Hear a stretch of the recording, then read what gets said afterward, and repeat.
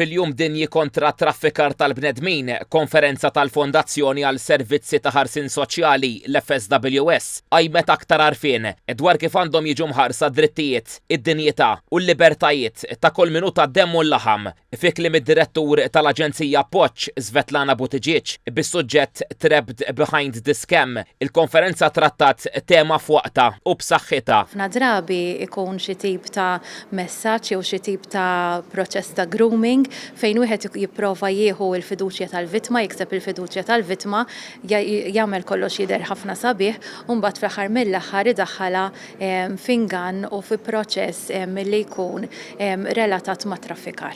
Il-kap eżekuttiv tal-FSWS Alfred Grishti qal li din il-konferenza il-kull minu ta' sena ħidma li l-FSWS tagħmel kull sena f'dan il-qasam. Semma s-servizz relattivament ġdid li l-FSWS tagħti b'tim ta' nies iddedikati għalih brabta ma' traffikar uman.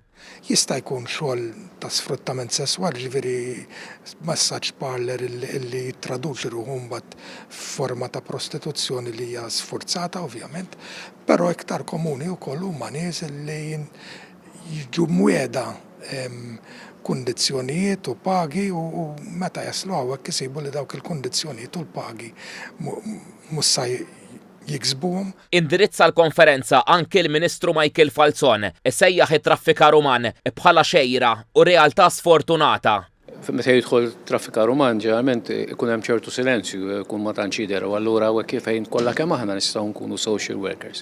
Fid-diskors tiegħu il-Ministru Kejta Sopparditanti qal li l-prijorità tal-Gvern ili qis li kull euro minn fondi Ewropej tissarraf f'għajnuna konkreta fejn hu meħtieġ, inkluż kontra traffikar uman.